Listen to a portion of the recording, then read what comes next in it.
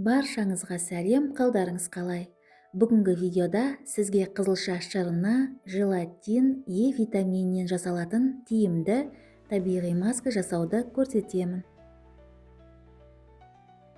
Ол үшін бізге бір шағын қызылша керек. Қызылшаны қабығынан аршимыз. Қызылшаның пайдасы теріні ағартады, бетті сергітеді, безеуді азайтады. Теріге ылғал беріп, құрамындағы табиғи қанттар мен минералдар теріні жұмсартып, жасартады. Қызылшаны майда күштен өткіземіз.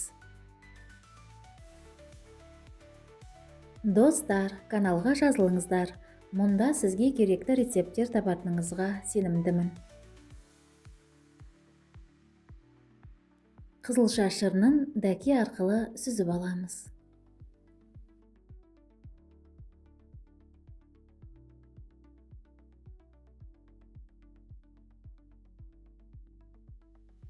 Видеоны жаңадан көріп отырсаңыз, каналға жазылыңыз, лайк басып пікір жазыңыз, видео рецептпен достарыңызбен бөлісіңіз, және жаңадан шыққан рецепттерді жіберіп алмас үшін қоңырауды қосуды ұмытпаңыздар.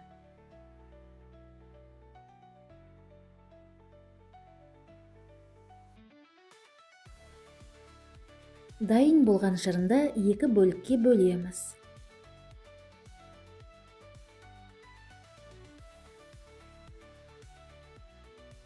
Бірінші масканы жасау үшін бізге біраз қасық желатин керек.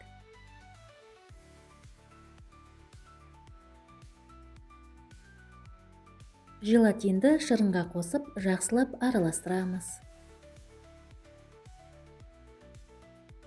Желатин табиғи коллаген көзі. Ол теріні серпімдетіп, тегістеп, жасартады. Әжімдер мен ұсақ сызықтарды азайтады. Теріні тарту арқылы тегістейді. Теріні серпімдетеді, құрамындағы коллаген терінің икемділігін арттырады. Тесіктерді тарылтады. Маска қатып, артық май мен кірді өзімен бірге алып кетеді. 1-2 капсула Е витаминінен қосып араластырамыз.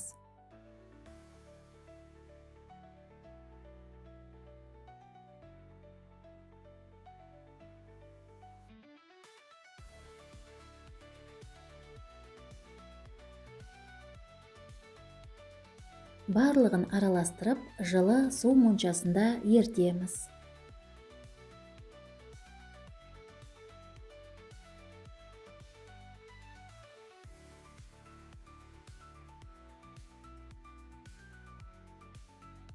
Масканы жылы күйінде бетіңізге жағып 15-20 минутқа қалдырасыз.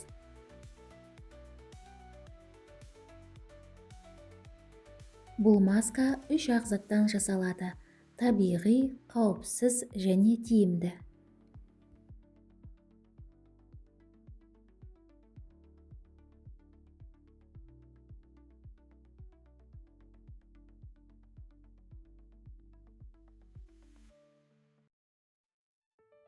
Маска толық кепкеннен кейін бетіңізден ақырын алып тастайсыз.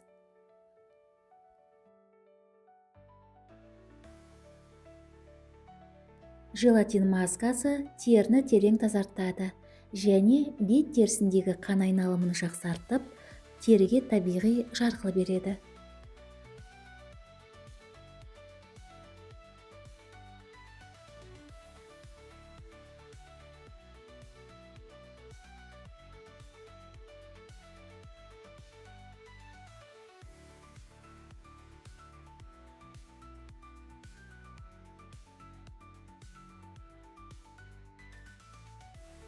Енді екінші масканы жасаймыз.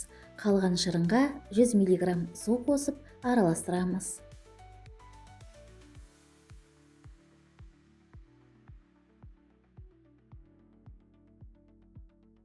Масканың әсерін күшейту үшін жүгері крахмалы керек.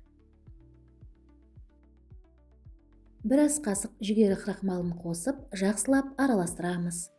Баяу отта үздіксіз араластыра отырып, қоюланғанша қыздырамыз.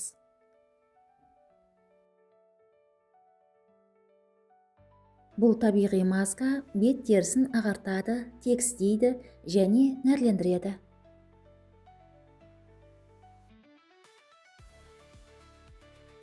Достар, каналға жазылыңыздар, лайк басып пікір жазыңыздар, қай қаладан көріп отқандарыңызды жаза кетіңіздер. Масканы отқа қойғаннан бастап үздіксіз араластырасыздар.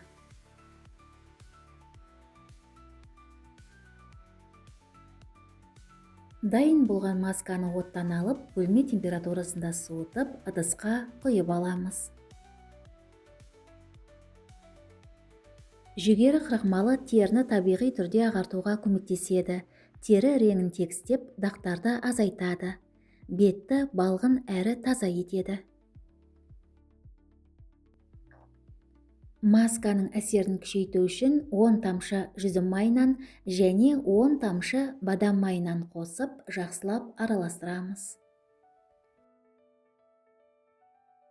Жүзім және бадам майы бет терісін нәрлендіріп, ылғалдандырып, жасартуға көмектеседі және әжімнің алдын алады.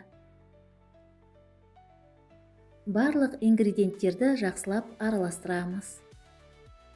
Бұл масканың пайдасы теріні ағартуға көмектеседі, теріні серкітеді, нәрлендіреді және ұсақ әжімдерді тегістейді. Осы маска барлық тері түрлеріне жарамды. Масканы аптасына 3 рет қолыңызға, бетіңізге, мойныңызға және декольте терісіне жағып 20 минутқа қалдырасыз. Содан кейін қалған масканы жылы сумен жуасыз. Соңынан өзіңіздің ылғалдандырғыш креміңізді жақсаңыз болады. Масканы шыны ыдысқа құйып, тоңазытқышта 1 аптаға дейін сақтауға болады. Видео рецепті көргеніңізге рахмет. Сізге денсаулық, жастық және сұлулық тілеймін. Келесі кездескенше.